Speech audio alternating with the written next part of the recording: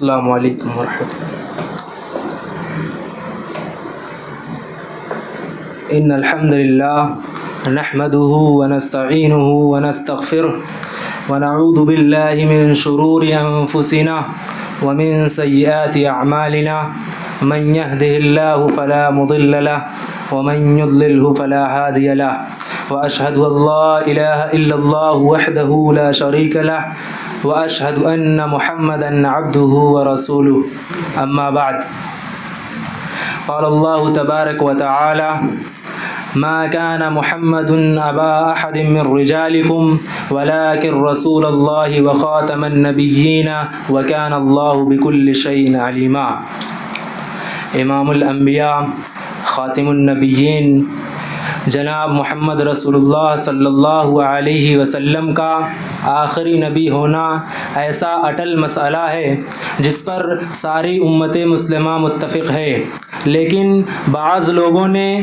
اس امت مسلمہ کے اس متفق علیہ عقیدے اور مسئلے کو اختلافی مسئلہ بنانے کی کوشش کی ہے، لیکن ہر دور میں اس جھوٹے نبی کو ماننے والے خود امت مسلمہ سے خارج ہو گئے اور کافر ٹھہرے، اور اللہ کا فضل ہے کہ یہ مسئلہ ختم نبوت متفق علیہ مسئلہ ہی رہا، لیکن کافروں کی یہ سازش اس حوالے سے انتہائی خطرناک ہے کہ اس سازش کے نتیجے میں بعض دفعہ کچھ سادہ لوح مسلمان جنہیں دین کا زیادہ علم نہیں مرتد ہو کر اپنی دنیا اور آخرت تباہ کر لیتے ہیں۔ اس لیے اس بات کی سخت ضرورت ہے کہ مسئلہ ختم نبوت مدلل انداز میں لوگوں کو سمجھایا جائے اور اس دور کے موجودہ دور کے جھوٹے نبی اور خطرناک دجال غلام احمد قادیانی کی اصل حقیقت لوگوں کے سامنے رکھی جائے، تاکہ کوئی سادہ لوح مسلمان کسی قادیانی کے جال میں پھنس کر اپنی دنیا اور آخرت تباہ نہ کر بیٹھے۔ اس مسئلے کے دلائل سب سے پہلے قرآن کریم سے بیان کرتا ہوں۔ اللہ رب العالمین نے سورہ احزاب میں آپ صلی اللہ علیہ وسلم کا نام گرامی لے کر یہ مسئلہ واضح فرمایا، ما کان محمد ابا احد من رجالکم ولکن رسول اللہ وخاتم النبیین، کہ محمد صلی اللہ علیہ وسلم محمد صلی اللہ علیہ وسلم تمہارے مردوں میں سے کسی کے باپ نہیں ہیں، ولیکن رسول اللہ وخاتم النبیین، لیکن اللہ کے رسول ہیں اور آخری نبی ہیں۔ غور کیجئے، اللہ تعالیٰ نے قرآن کریم میں آپ کا نام لے کر فرمایا کہ آپ آخری نبی ہیں، اور آیت کے آخر میں فرمایا وَكَانَ اللَّهُ بِكُلِّ شَيْءٍ عَلِيمًا، کہ اللہ رب العالمین ہر چیز کو جاننے والا ہے۔ مطلب یہ ہے کہ ہر چیز کو جاننے والا، ہر چیز کا پورا علم رکھنے والا اس بات کا اعلان کر رہا ہے کہ آپ صلی اللہ علیہ وسلم آخری نبی ہیں اور آپ کے بعد کوئی نبی مبعوث نہیں ہوگا۔ پھر قرآن کریم میں آپ کی رسالت کی عالمگیری کا تذکرہ اور آپ پہ اترنے والی شریعت کی حفاظت کا اعلان اور آپ کے دین کی تکمیل کا اعلان، یہ سب اس بات کی واضح دلیل ہے کہ آپ آخری نبی ہیں اور آپ کے بعد کوئی نبی نہیں۔ اسی طرح قرآن کریم کا بار بار مطالعہ کرنے سے یہ واضح ہوتا ہے کہ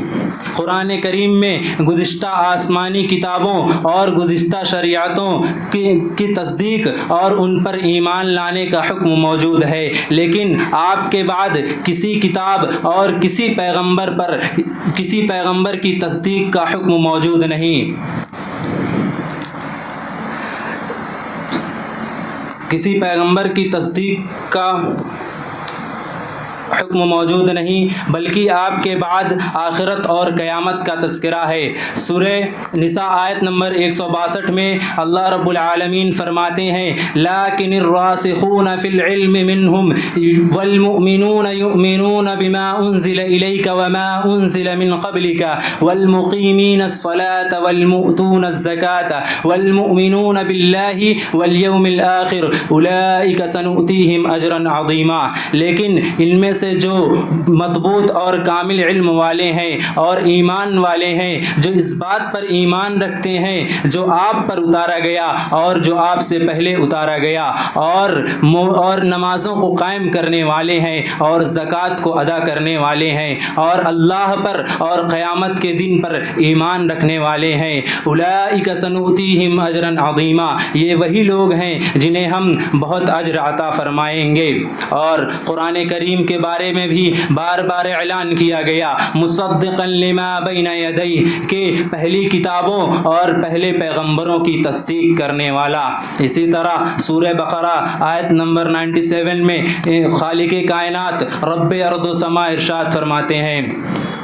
قل من كان عدوا لجبريل فإنه نزله على قلبك بإذن الله مصدقا لما بين يديه وهدى وبشرى للمؤمنين، کہ اے نبی آپ کہہ دیجئے جو جبریل کا دشمن ہو وہ اپنے غصے میں مر جائے، اور جبریل علیہ السلام نے آپ کے قلب پر، آپ کے دل پر پیغام باری تعالیٰ اتارا ہے، جو پیغام آپ کے پاس کی کتاب کی تصدیق کرنے والا اور مومنوں کو ہدایت اور خوشخبری دینے والا ہے۔ اسی طرح سورہ مائدہ آیت نمبر 48 میں ارشاد باری تعالیٰ ہے،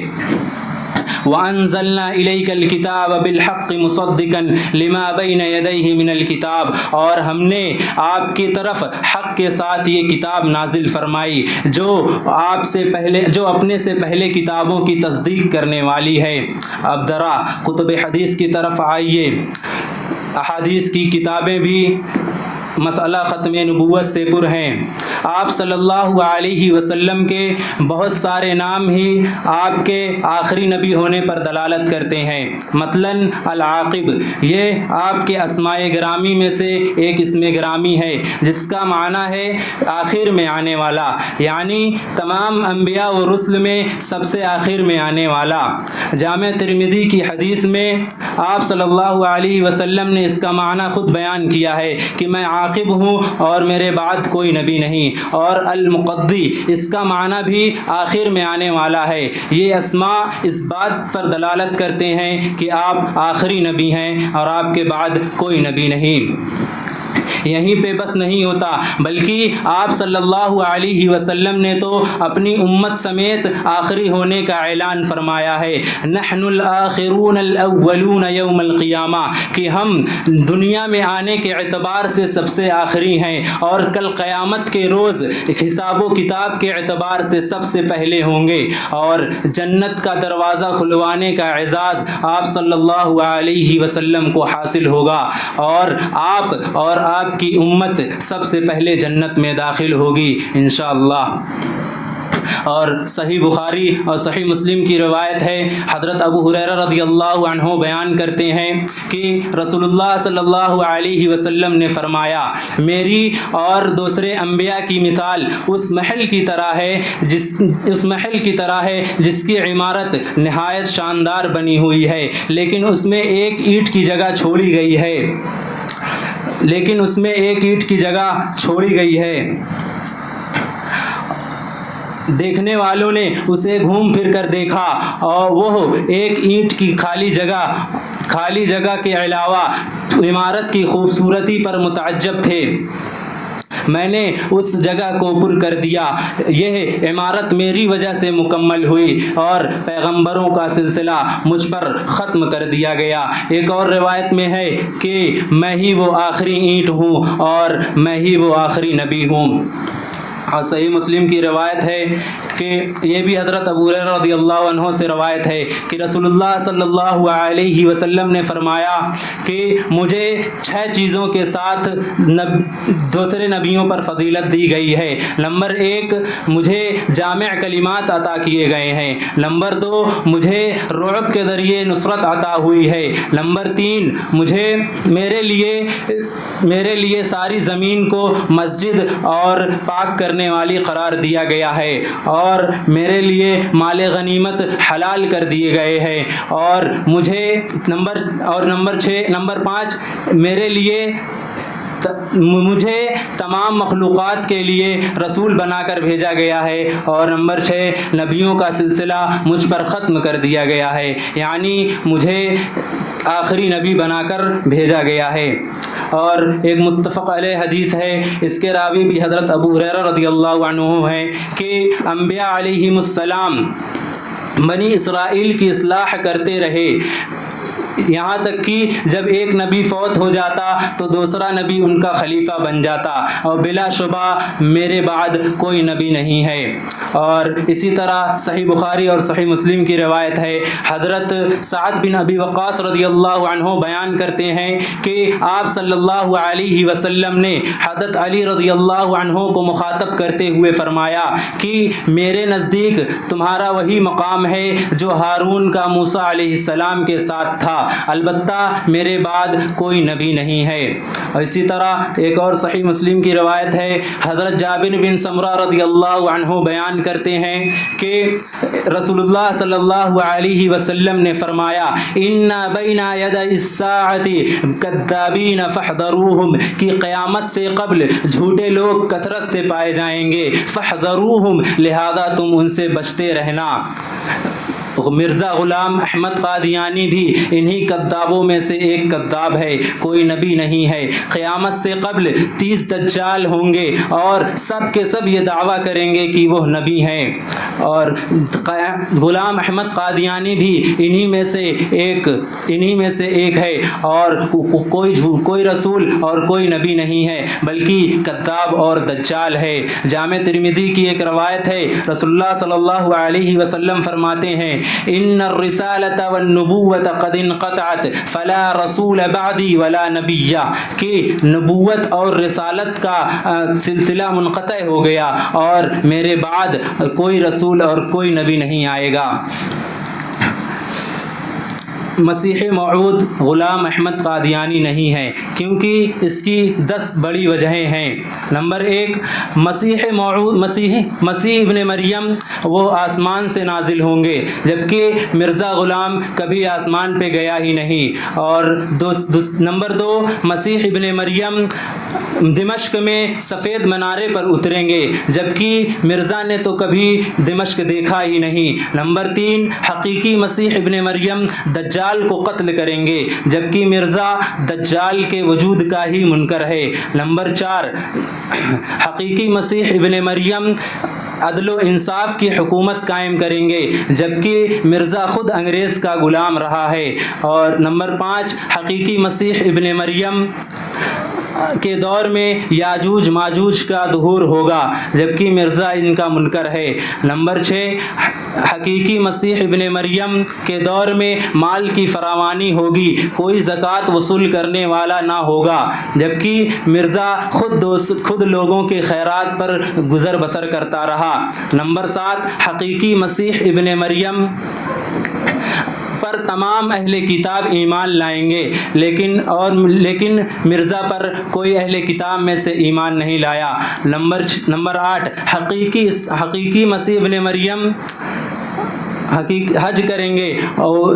حج کریں گے جبکہ مرزا حج نہ کر سکا، بلکہ دجال کی طرح مکہ و مدینہ سے محروم رہا۔ اور حقیقی مسیح ابن مریم جزیہ ختم کریں گے اور صلیبیں توڑ دیں گے اور خنزیر کو قتل کریں گے، جبکہ مرزا ان سب میں سے کچھ نہ کر سکا۔ اور نمبر 10، حقیقی مسیح ابن مریم جہاد کریں گے، جبکہ مرزا تو یہ کہا کرتا تھا کہ میں تو صرف اس لیے بھیجا گیا ہوں کہ میں مسلمانوں کو جہاد سے منع کروں۔ یہ 10 بڑی قسم کی نشانیاں ہیں جو مسیح موعود عیسیٰ ابن مریم علیہ السلام اور مرزا غلام احمد قادیانی کے درمیان فرق کرتی ہیں۔ مزید مرزا غلام احمد قادیانی کا کردار و عمل، اس کے اقوال و افعال اور اس کے اخلاق و سیرت سے بھی روز روشن کی طرح واضح ہوتا ہے کہ وہ نہ نبی ہے، نہ مسیح ہے، نہ مہدی ہے اور نہ مجدد ہے، بلکہ وہ انتہائی جھوٹا اور کذاب ہے، اور اس کا جھوٹا ہونا بھی اس کے مباہلے کے چیلنج کے ذریعے ظاہر ہوتا ہے۔ اس نے شیخ الاسلام مولانا